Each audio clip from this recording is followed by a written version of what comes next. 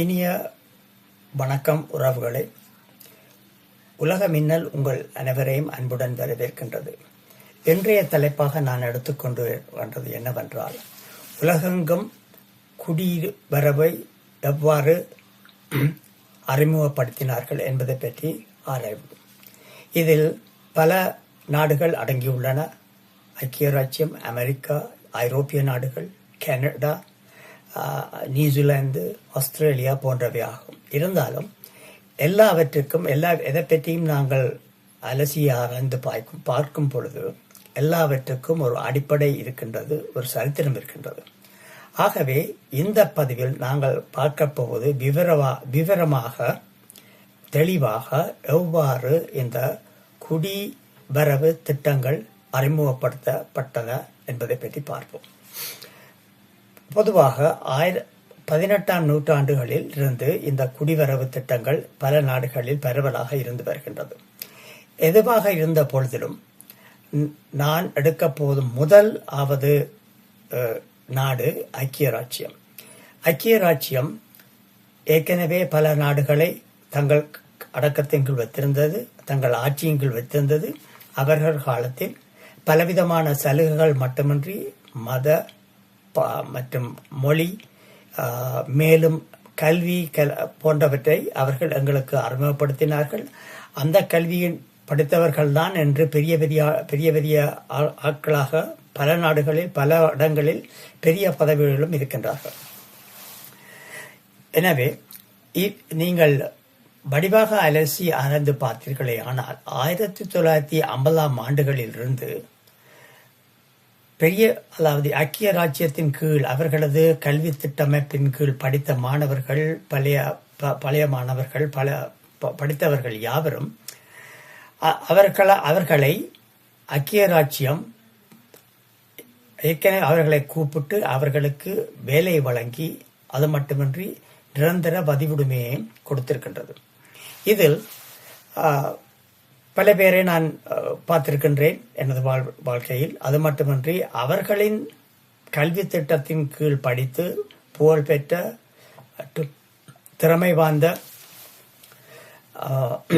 பல வருடங்கள் அனுபவம் உள்ளவர்களைத்தான் அவர்கள் தமது இடங்களுக்கு கூப்பிட்டிருக்கின்றார்கள். அதில் மருத்துவர்கள், தாதிமார்கள், பொருளியலாளர்கள், சட்ட நிபுணர்கள், கட்டிட நிபுணர்கள், கணக்காய்வாளர்கள் மற்றும் மருத்துவத்தில் பலவிதமான துறைகளிலும் இருந்தவர்களை கூட அவர்கள் கூப்பிட்டு அவர்களுக்கு பதிவுரிமையும் கொடுத்து அவர்களுக்கு வாழ்க்கைக்கு ஏற்ப அவர்களது வாழ்க்கையை மேம்பட செய்திருக்கின்றார்கள் என்பதில் எந்த விதமான ஐயமும் இல்லை.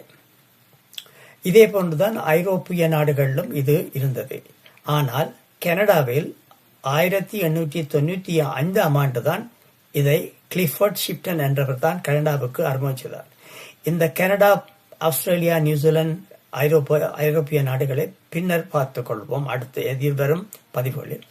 இப்பொழுது நான் பார்க்க போவது என்னவென்றால், அவர்கள் அதாவது கூப்பிட்ட முழு பேரும் அதாவது ஐக்கிய ராச்சியத்துக்கு 60ஆம் ஆண்டுகளில் அவர்களது கல்வி திட்டத்தின் கீழ் படித்து இங்கு வந்து அவர்கள் தமது தொழில்களை செய்த மட்டுமின்றி இதன் பின்னர் 1970ஆம் ஆண்டு நீங்கள் பார்த்தீர்களே ஆனால் ஐக்கிய ராச்சியத்துக்கு ஐக்கிய ராச்சியத்தின் ஆட்சியின் கீழ் இருந்த நாடுகளில் இருந்து வந்த மாணவர்கள் தான் கூடுதலாக அங்கு வந்து படித்தார்கள். ஏனென்றால் இவர்களது கல்வி திட்டமும் நாங்கள் படித்த கல்வி திட்டமும் ஒரே மாதிரியாக இருந்தபடியால் நாங்கள் ஐக்கிய ராச்சியத்துக்கு வந்து திரும்ப இன்னொரு பரீட்சை செய்து எடுக்க வேண்டிய அவசியம் எங்களுக்கு இருக்கவில்லை. ஏனென்றால் பாடத்திட்டமே அவர்களுடைய பாடத்திட்டமே இருந்தபடியால் நமக்கு அது சாதகமாக இருந்தது.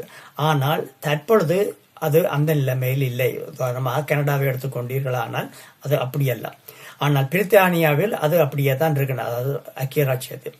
அப்ப இது போன்ற இதுகள் தான் நமக்கு இன்னும் கூடுதலான சந்தர்ப்பத்தை அளித்தபடியால் கூடுதலான மாணவர்கள் நாம் அங்கிருந்து வந்து அவர்களது கல்வி திட்டத்தின் மூலம் படித்து அவர்களது பல்கலைக்கழகம், பாடசாலைகளை போன்றவர்களை படித்துத்தான் என்று நாம் இந்த நிலைக்கு உயர்ந்து நமது வாழ்க்கையில் ஒரு நல்ல நிலைக்கு வந்திருப்பது மட்டுமின்றி நாம் நமது நாட்டு பொருளாதாரத்தையும் பலப்படுத்தி அவர்களது பொருளாதாரத்தையும் பலப்படுத்தி இருக்கின்றோம் என்பது உண்மையாகும்.